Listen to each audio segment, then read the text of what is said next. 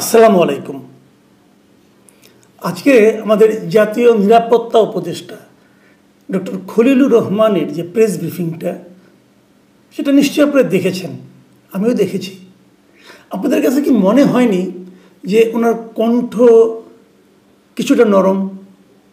আপনাদের কি এমন মনে হয়নি আগে যেরকম একটা জেদি ভাব ছিল, যে যা মনে করে করুক, যে যা বলে বলুক, আমাদের কাজ আমরা করব, সেই যে তার ঔদ্ধত্য বলেন, সেই যে তার দৃঢ়তা বলেন, সেটা কেন যেন আজকে আমার কাছে অনুপস্থিত মনে হয়েছিল। এবং তার কথাতেও তার যে সারবত্তা, মূল কথার যে মূল বক্তব্য, সেখানেও যেন এক ধরনের নমনীয়তা আমি লক্ষ্য করেছি।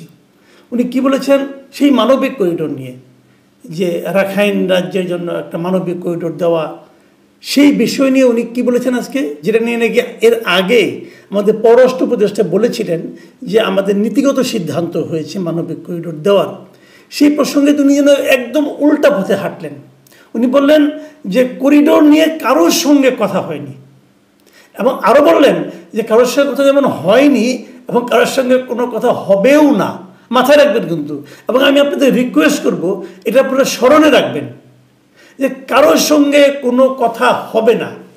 এটা ডিক্লেয়ার করেছেন আমাদের নিরাপত্তা উপদেষ্টা মিস্টার ডক্টর খলিলুর রহমান। কখনো হবে না, কিন্তু কালকেও হবে না, 1 বছর পরেও হবে না, ওনারা থাকাকালীন হবে না। কেন? এটা কিন্তু একটু ব্যাগ্যের মনে হচ্ছে না? আমার কাছে মনে হচ্ছে। এখন এই ব্যাগ্যের পেছনে কী কারণ, সে আলোচনাটা আমি করছি। তার আগে এই আজকে যেটা সংবাদ সম্মেলনটা হয়েছে, সেখানে উনি কী বলেছেন দেখেন, আমি ওনার কথাটুকু পড়ে শোনাই। মানবিক চ্যানেল আমরা দেব কি দেব না, এটা আমাদের সার্বভৌম সিদ্ধান্ত। মানবিক চ্যানেল নিয়ে আমেরিকা বা চীন কারোর সাথে বাংলাদেশের উপর কোনো চাপ নাই। মানবিক চ্যানেল তৈরি হলে তার পুরো দায়বদ্ধতা থাকবে জাতিসংঘের উপর। বাংলাদেশ শুধু বর্ডারে নিরাপত্তা দেবে। খেয়াল করেন, তার মানে আমাদের নিরাপত্তা দেওয়া ছাড়া আর কোনো কাজ নাই। এখানে আমেরিকা নাই, এখানে চীন নাই, এখানে ইন্ডিয়া নাই, কোনো দেশ নাই। কে আছে? কেবল জাতিসংঘ আছে। জাতিসংঘ পাঠাবে, আমরা কেবল নিরাপত্তা দেব, আর আমাদের মাটিটুকু দেবো ব্যবহার করতে। প্রশ্ন হচ্ছে জাতিসংঘ আমাদের উপরে পাঠাবে কেন? এই প্রশ্নের কোনো জবাব নাই। এবং উনি আবার বলছেন যে উনি আবার আমাদেরকে একটু করিডোর কাকে বলে এটা বোঝানোর চেষ্টা করছেন, যে করিডোর হলো সেটা যেখানে নাকি মানুষকে সরিয়ে নেওয়ার কাজ হয়। এখানে তো মানুষ সরিয়ে নেওয়া হবে না ভাই, মানুষ সরিয়ে নেওয়ার কথা বলা হচ্ছে না। বলা হচ্ছে এখান দিয়ে অস্ত্র যাবে কিটা। মায়ানমারের সঙ্গে রাখাইনের মানে আরাকান আর্মিদের, বিদ্রোহী আরাকান আর্মিদের দীর্ঘদিন ধরে গৃহযুদ্ধ হচ্ছে। সেই গৃহযুদ্ধে আমরা জড়িয়ে যাব কিনা, এটা হলো বেসিক পয়েন্ট। অন্য আলাপ বাদ দেন, লোক যাবে না মানুষ যাবে, এ আলোচনা কিন্তু হচ্ছে না। হচ্ছে যে রাখাইনের সঙ্গে যে মিয়ানমারের যুদ্ধ হচ্ছে, সেই যুদ্ধে আমরা জড়িয়ে যাব কিনা, জড়িয়ে যেতে চাই কিনা, দ্যাট ইজ দ্য পয়েন্ট। বাকি আলাপ তো হচ্ছে না।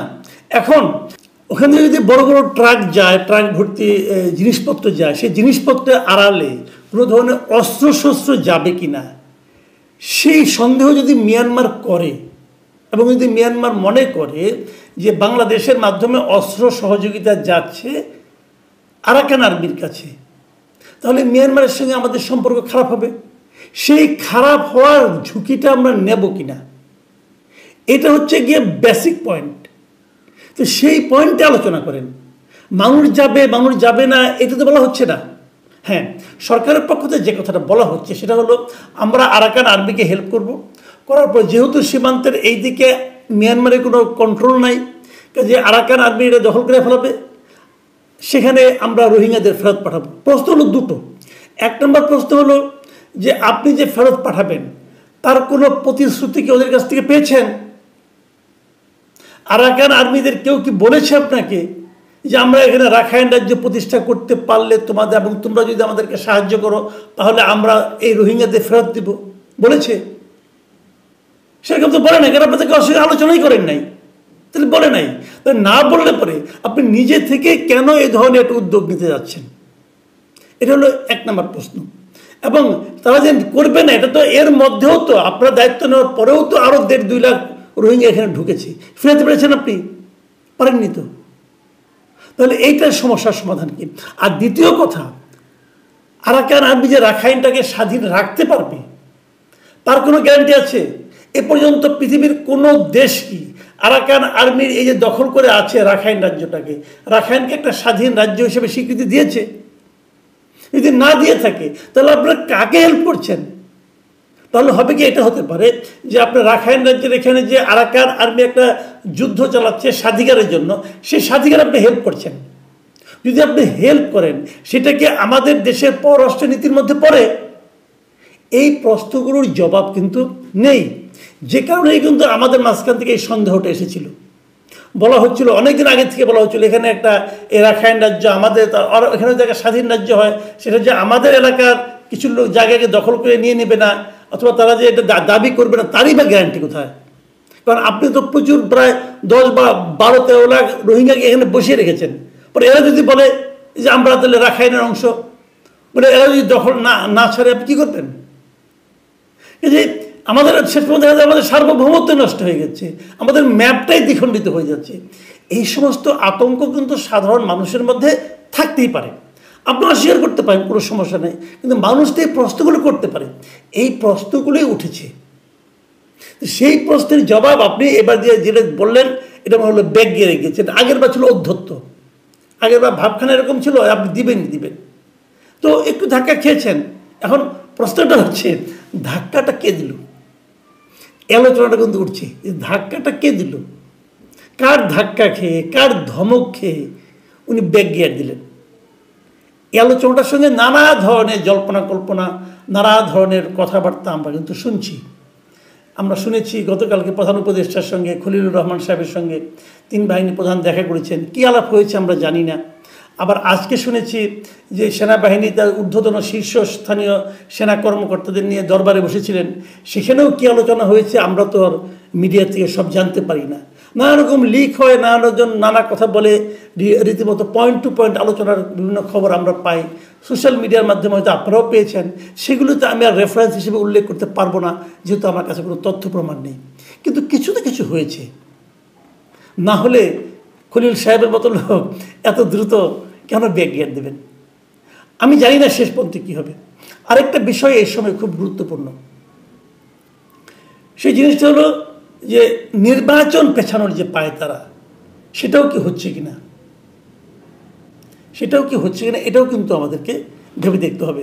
কারণ আমরা সবসময় বলে আসছি আমরা একটা গণতান্ত্রিক শাসন চাই, এবং আমি যতটুকু শুনেছি এই নির্বাচন কবে নাগাদ হওয়া উচিত, নির্বাচন পেছানো উচিত কি না উচিত, এগুলো নিয়েও নাকি আজকের এই যে আর্মির যে আলোচনা হয়েছে দরবারে, সেখানে নাকি এই বিষয়গুলো এসেছিল, এবং এই বিষয়গুলো গতকালকে মিটিংয়ে এসেছিল এরকমও শুনেছি আমরা। সেগুলো সত্য মিথ্যা যেহেতু জানি না, কাজে কোনো দৃঢ়ভাবে বলতে পারি না। তবে আমি মনে করি এখনও সরকারের মাঝখান থেকে, অথবা সরকারের যারা নাকি অনুগত, অথবা সরকারের গভর্নমেন্ট স্পন্সর্ড যে পলিটিক্যাল পার্টি এনসিপি, তাদের মধ্যে কিন্তু সে ধরনের একটা প্রবণতা আমরা লক্ষ্য করছি। আজকে এনসিপির পক্ষ থেকে নির্বাচন কমিশনকে ঘেরাও করা হয়েছে, এবং তারা দাবি জানানো হয়েছে 2টা দাবি। একটা হলো স্থানীয় সরকার নির্বাচন তারা আগে চায়, আরেকটা হলো এই নির্বাচন কমিশনের অপসারণ চায়।